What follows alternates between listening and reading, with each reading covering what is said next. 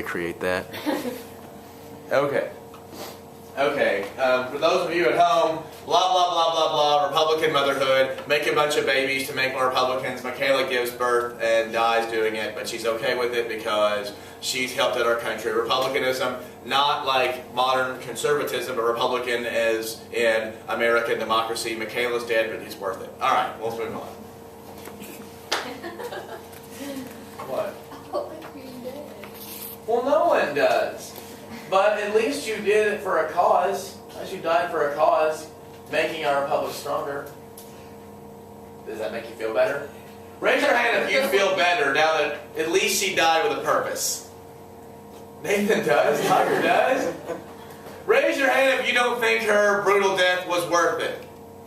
You're a terrible person. You guys are not very good voters. You are not great Republicans. You are not giving birth to the right type of people. You're not. You know what? It's a good thing you did die in birth because you're not creating very good American babies. That was on film. Maybe I should have said that. I'm just kidding. Michaela, you're going to live a long and prosperous life with as many children as you want. Giving birth at a hospital where you're safe and sound. Although ironically, our infant mortality rate, worse than Cuba's. All right. Now, one thing... So one point I'm saying about this in terms of republicanism is that not everyone were enjoying these new rights, right? Like these states were getting more rights, people were getting more rights. When I say people were getting more rights, who am I talking about? White dudes. White dudes with, with living land. Now, there is something that I want to talk about in terms of a book, The New Way of Thinking. And what is the revolution? Many thought it was a conservative revolution. Many thought it was a radical revolution. What would be the argument that this was a conservative revolution, do you think? What would be the argument for this was a conservative revolution? Yes? Because it's more state and not government. Okay, well, in terms of the distribution of power, that might be more modern day conservative, but the revolution itself. It was stable.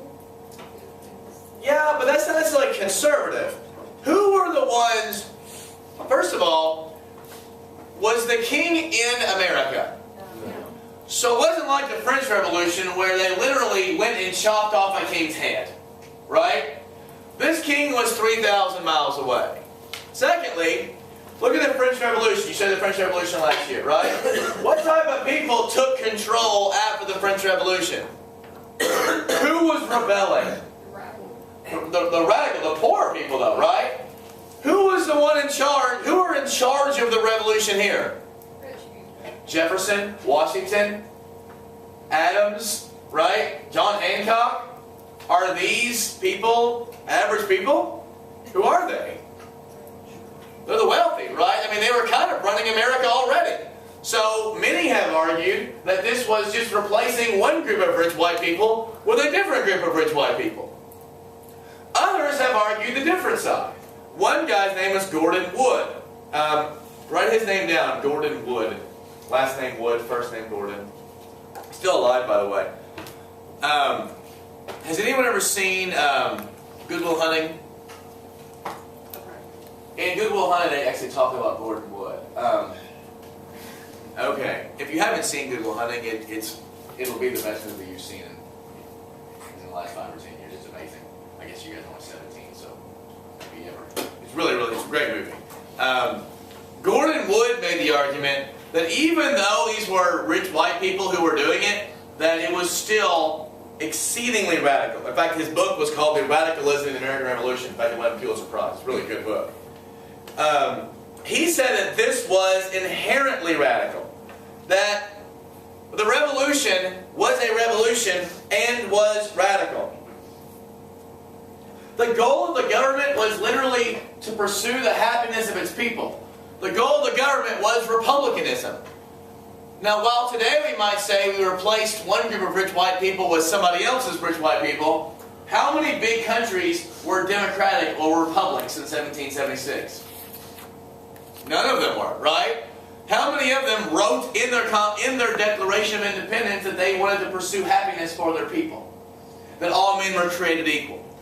His argument was it doesn't matter that all people were treated equally, that this was the goal and this was inherently radical. what I want you to get out of this, not is that there are, this is what this guy said. If you live for, in 25 years now, you're like, God, I can't remember Gordon Wood. I'm never going to live up to my expectations in life. What I want you to understand is that there are differing opinions on what our revolution meant, right? And what America really means as a country. And Gordon Wood thought it was actually pretty radical, and he kind of knows what he's talking about. All right, questions on that. So we are done with the war. We're done with Britain. We got our own country. We got our own state constitutions. We got our Articles of Confederation. We're starting our new country. So before we start our new country, are there any questions by you humans? Nothing? New? Okay. Now tomorrow, we're going to get a lot of stuff done today. Then tomorrow, we're going to start looking at primary evidence. We haven't done any primary evidence stuff yet. And so we have a bunch of primary evidence books we're going to get together. Last year's group liked to sit in a big circle. If you want to sit in a big circle and do primary evidence, it's actually kind of funny. And I had one class 2 years ago that only sat in circles. That they sat in a circle at all times. I don't know if you want to do that. But Like even when Why you did you say right now. yeah, like just when I was teaching, we just sat in a circle and I sat in a desk and I just taught from my desk and everyone just had their circle time. Why did you say it's fun? Well, it's different. When I was at Woodford County, I did that. When I was student teaching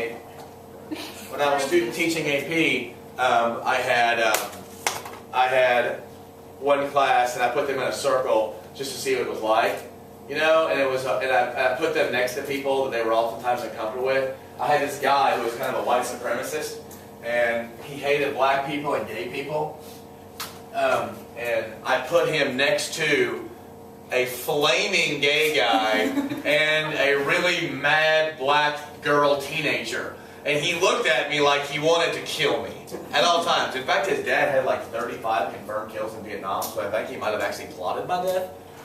But it was awesome. He was so mad. People were uncomfortable, but it was really cool. So instead of having like 4 neighbors and 5 neighbors, you just have people on either side. You can see everybody. It's just a different way. It's a little bit different. Okay, the constitutions of the states. Let's talk about featuring the features of state constitutions. One of them, almost all states had a Bill of Rights. What are bills of rights? Is anyone new? It sets the guidelines for what laws can be set. Sets the guidelines for what? For what kind of laws can be set. Bill of Rights don't necessarily do that. Bill of Rights are a little bit different. The Bill of Rights, well, not all Bills of Rights. I say yes, all Bills of Rights.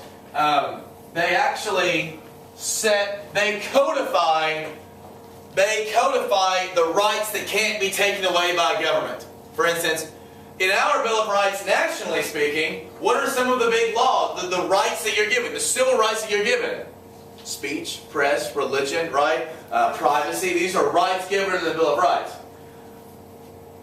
Laws and stuff come from constitutions, but every state had bills of rights that guaranteed civil rights. What is this a reaction to? All the taxes that the British have. Yeah, these bills of rights are reactions to the tyranny of the crown, right? We are reacting to what the British crown was like. Does that make sense? So every state constitution had a Bill of Rights. Why did the federal government not have a Bill of Rights? Is anyone new? We're going to get to it in a minute, and it makes a lot of sense. The answer is there was no federal executive branch. The government couldn't enforce anything. The Articles of Confederation were so weak that they couldn't do it. Hold on, I'm showing you something. I'm getting something for it. So it'll make more sense soon.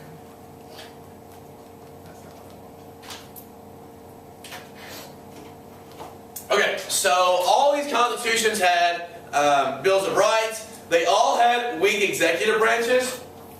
Why do you think the colonists wanted weak executive branches? So the people could have power. Do what? So the people could have power. Okay, yeah, but think about these things in terms of reactions. What did the king have? What did Britain have? Parliament. What did the king have in terms of power? Was he a strong executive? Full power. Yeah, he was a ton of power. So in reaction, they want the executive branches to be weak. All of these things are reactions to the British government, right? They're basically going the opposite direction. Legislatures are given much more control. And all office holders were elected annually. How long is the king in office for? A long time, right? Parliament was elected for a long time. These guys were elected every single year. So what does that mean? If you're an officer and you're elected for every single year, how does that change how you behave? You can't be a jerk.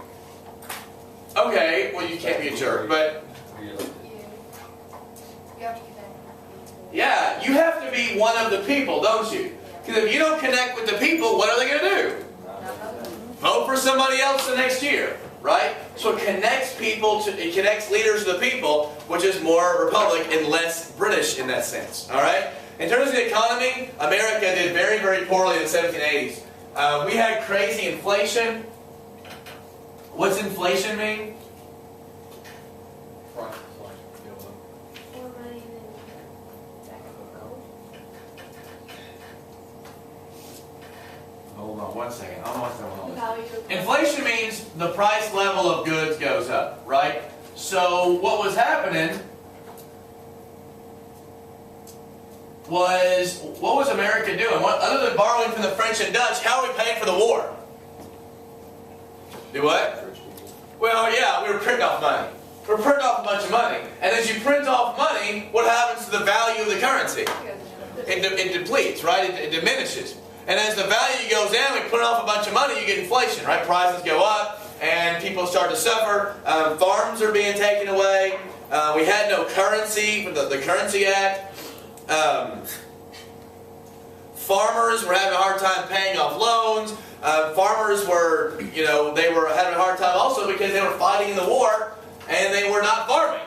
And so a lot of American soldiers, revolutionary soldiers, were actually hurt because of the war long run. The British were also dumping goods. You know what it means to dump goods? give you all the crap they don't want. No. What it means is, remember how the British could make crap better than America, right? They had better manufacturing than us. So they could make goods for way cheaper and then put them on our market. Well, when they put them on our market for cheaper, what are you going to buy? The British stuff or the American stuff? If the British stuff is cheaper, which one are you going to buy? British. The British stuff. So you're going to buy all the British stuff, and then therefore who's going to be out of jobs? The American manufacturers are going to be out of jobs, right? So the British dumped a bunch of goods on the country. We bought them up. It helped out Britain. So that was that. The foreign policy stuff is funny. I know I'm going fast, but I want to get to the big things. How much time, actually, Hannah, can you see how much time is on that? 13 minutes and All right, 30 can you hit the red button and stop it?